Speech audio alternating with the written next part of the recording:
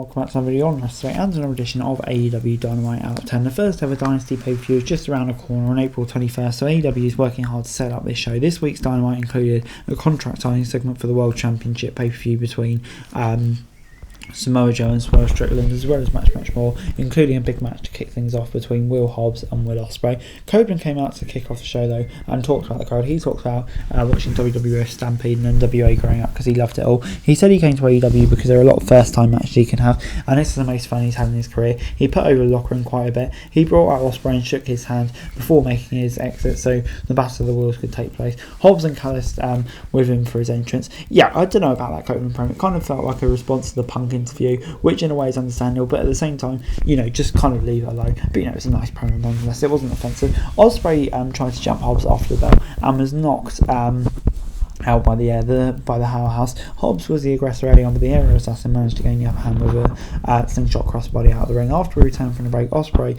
was beginning to build some momentum as he had a beautiful handspring kick off the ropes. This was a great encounter between two guys who have very different styles. Hobbs was a great base for the high flyer, while Ospreay did an excellent job making Hobbs look like a true badass. This was always going to be fun, and it may have exceeded expectations even for some. Hobbs kicked out of Ospreay's signature cutter, but he wasn't able to do the same after being hit with a hidden blade. Hobbs was angry after the match, and Callis tried to play peacemaker. Danielson came out as Ospreay was leaving for his own match against Archer just to steal some thunder. And yeah, this was a really hot fart, a brilliant match between the two, intertwining feuds as well. But yeah, a brilliant match. Ospreay continues to deliver.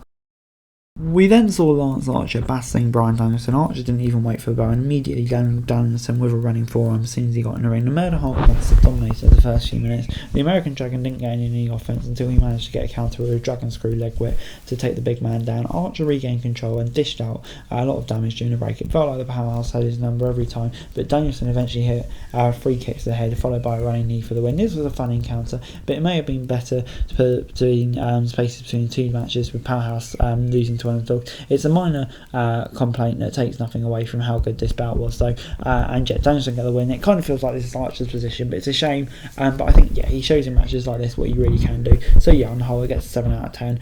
We then saw Daddy Ass in action against Jay White, but before that Renee brought out Jericho so he could talk to Hook. He asked Hook to believe him. Hook said he got them a match on Collision this week before saying he's going to keep his eye on Jericho. I think the story bubbling away underneath there, I can definitely see it leading to a Jericho heel turn maybe before, rather than turning, but we'll have to see where it goes. Before, White was making his entrance for his match, but his opponent didn't do that, do his full pose on the stage before attacking. And the Acclaimed and the Guns were not at ringside to keep things fair. Billy Gunn finally rolled into the ring to start the match and immediately locked him back out of the ring with a big right hand. They then took the fight into the crowd at the early as the Trios champion kept beating the life out of the Switchblade. After the break, a shot of Max Caster and Bones was shown. They looked like they had just been attacked by the Guns. White ended up getting himself disqualified with a low blow just as the Guns showed up. They were pretending to continue the attack when Caster and Bones showed up. The Acclaimed and sent the Bullet Club Gold running to end the segment. The match was fine for what it was. It had some fun moments, but nothing too memorable. Just kind of kicking off the feud. So yeah, kind of always expected some smalls, especially with so many people involved.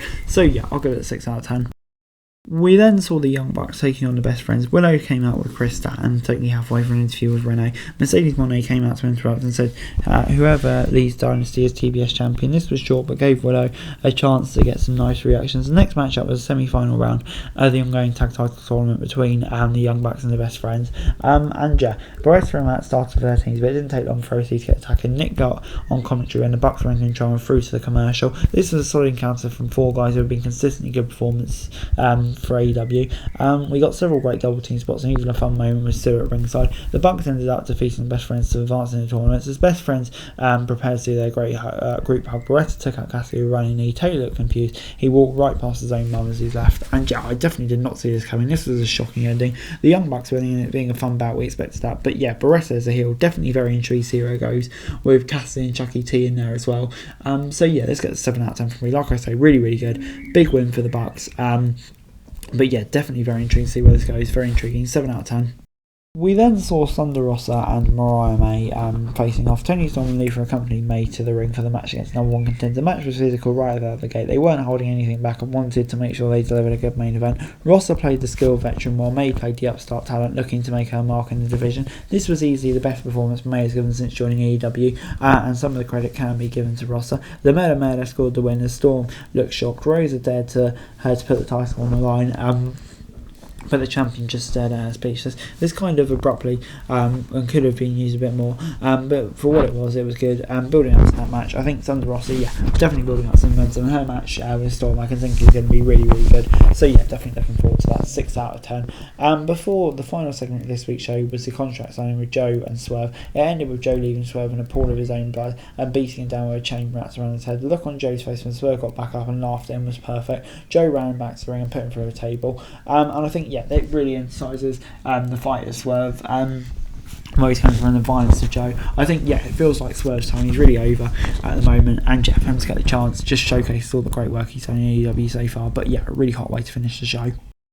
Overall this week, AEW Dynamite gets 7 out of 10. It had lots to enjoy, but I think there's quite a lot of scheduling issues. Certainly matches could have been spaced out more effectively. Non-wrestling segments could have been fitted in better differently. Ending the show with a contract signing was fine, but AEW was building big matches like Ospreay v Hobbs, maybe could have rounded it out. But on the whole, I thought it was a pretty decent, fun show. 7 out of 10. Hey guys, that's it for this video. Thanks very much for watching. Remember to like, share, subscribe. Follow us on our socials. Link in the description below for daily wrestling news, meme and content. Subscribe to our other channels on screen right now, that'd be greatly appreciated. Thanks very much for watching. Peace out.